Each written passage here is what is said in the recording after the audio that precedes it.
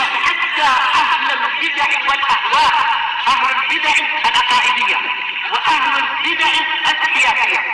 أنا أقول بيننا وبينكم السلف، بيننا وبينكم الكتب، كان فيقول البدع بيننا وبينكم. Bismillahirrahmanirrahim. Alhamdulillahi rabbil alamin. Ashhadu an la ilaha illallah wahdahu la syarikalah wa ashhadu anna Muhammadan abduhu wa rasuluh. Allahumma shalli ala Muhammadin abdika wa rasulik wa ala alihi wa ashabihi ajma'in, amma ba'd. Kita masuk ke muka surat 12.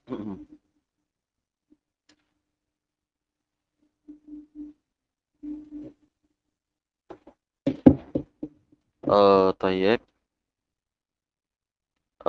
Sebentar.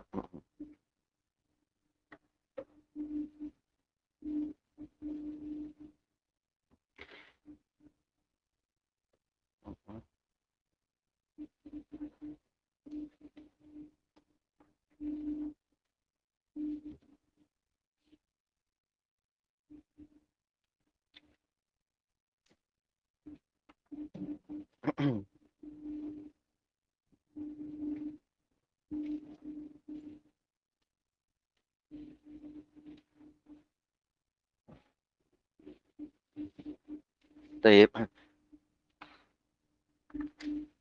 Bismillahirrahmanirrahim. Kita masuk ke pelajaran di muka surat 12. Qala al-mu'allifu habibahullahu ta'ala, ad-darsus salis, adabul libas, adab berpakaian. Ana albasus sarawila wal izara ma'an. Saya memakai sarawil, yaitu apa? Kalau di sini manggilnya apa? Seluar ya. Seluar. Indonesia bilangnya sirwal. Intinya adalah semacam kain celana, pakaian celana tapi yang lebar, yang tidak membentuk aurat. Wal izar, yaitu kain pelikat. Indonesia bilang kain sarung. Ma'an, bersamaan. Ini untuk yang laki-laki. Perintahnya adalah yaitu menggabungkan antara kain pelikat dengan seluar. Au as-sarawila wal qamisa ma'an, atau memakai kain seluar dan gamis. Gamis yaitu kalau di sini dikatakan jubah. Al-muslim la yalbasu libasal kufar. Orang muslim tidak memakai pakaian orang kafir. Tayyib. Yaitu di dalam hadis yang diriwayatkan oleh Imam Ahmad rahimahullah dari Abi Umamah Al-Bahili radhiyallahu anhu. Tatkala dikatakan kepada beliau bahwasanya orang Yahudi mereka hanya memakai izar, orang Nasara hanya memakai seluar. Kalau tak salah hadisnya seperti itu. Hadisnya hasan, sanadnya hasan. Kemudian Rasulullah mengatakan yaitu ilbasus sarawil wal izar. Pakailah gabungan antara kain pelikat dengan seluar tadi itu, celana yang lebar itu, sirwal yang lebar. Wa khalifu ahlal kitab, dan jauhilah ahlu kitab.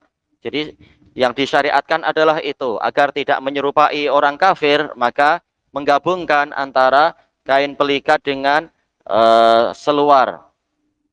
Tapi ini adalah hukumnya adalah mustahab. Buktinya apa? Buktinya tidak ada satu hadis pun yang menunjukkan, hadis yang sahih, bahwasanya Rasulullah Shallallahu Alaihi Wasallam memakai seluar. Tetapi hadisnya sahih, Rasulullah pernah membeli kain seluar, membeli apa? Seluar itu.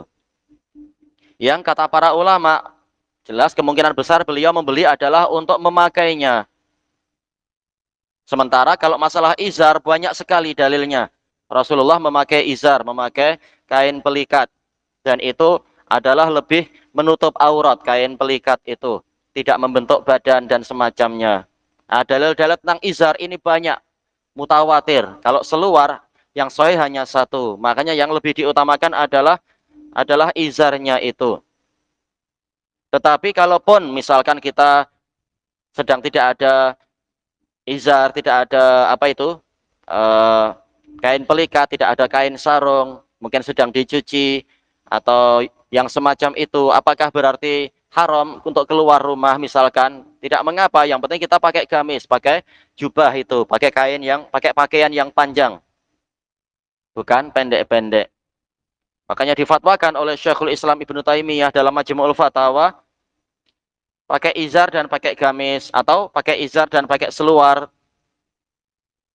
itu yang bawah. Yang atas ya pakai gamis itu, atau yang atas adalah pakai rida, pakai selendang. Rasulullah terkadang keluar dalam keadaan memakai izar dan memakai rida, memakai selendang dan memakai kain pelikat. Syekhul Islam mengatakan boleh juga pakai gamis dan pakai seluar. Gamisnya panjang, bukan gamis yang kurang panjang. Nah, itulah cara orang-orang yang bertakwa untuk menutup auratnya. Walaupun kita tahu aurat laki-laki itu hanyalah antara apa itu? Antara rukbah dengan surah. Antara rukbah yaitu lutut dan surah yaitu pusat. Tetapi kita bukan hanya diperintahkan untuk menutup aurat, kita diperintahkan juga untuk memakai pakaian yang menggambarkan kita memiliki rasa malu, memiliki kehormatan, menjaga kehormatan. Nah, makanya kita memakai pakaian yang atas juga dan yang lebar, menutup aurat, mengikuti gaya Nabi dan para sahabat. Semakin kita ini meniru Nabi dan para sahabat, maka semakin sempurnalah keislaman kita. Tidak mengikuti gaya-gaya pakaiannya orang kafir, pakai pakaian yang ketat-ketat, atau pakaian yang menampakkan auratnya, atau pakaian yang memang biasa dibanggakan oleh orang-orang kafir, seperti pantalon itu, atau karfatah. Karfatah itu apa? Tai itu ya, orang Indonesia bilang dasi itu, dan sebagainya. Kita muslim, kita disuruh untuk meniru Nabi Muhammad Shallallahu Alaihi Wasallam. Kalau orang mengatakan, tapi kan itu gaya Arab, kita katakan Allah Ta'ala sudah memilihkan Arab untuk kita. Bahasa Quran adalah bahasa Arab, nabinya juga orang Arab, dan yang Allah Ta'ala ridhoi dari kesukaan Nabi, berarti itu adalah bagian dari agama kita. Masuk dalam keumuman, laqad kana lakum fi Rasulillahi uswatun hasanah. Sungguh telah ada untuk kalian pada diri Rasulullah teladan yang baik. Kalaupun kalaupun itu adalah gaya Arab, Nabi kita memang orang Arab. Apakah dengan sebab itu kemudian kita menyelisihi gaya Arab dengan alasan kita kan bukan orang Arab. Kita bukan orang Arab, tapi apakah kita orang Perancis? Nabi kita bukan orang Perancis sehingga kita lebih mengutamakan gaya pakaiannya orang Perancis atau orang Amerika, orang-orang yang kufar itu rata-rata.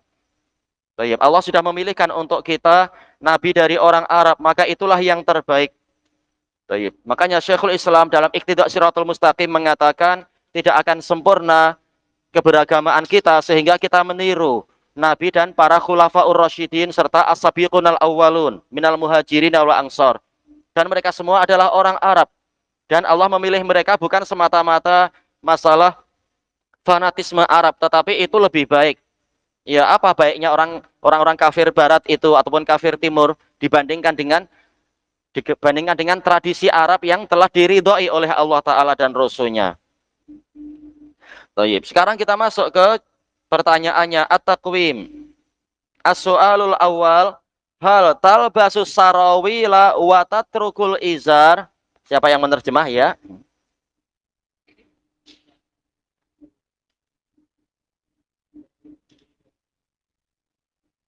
Ayo, adakah kamu memakai seluar dan meninggalkan kain pelikat?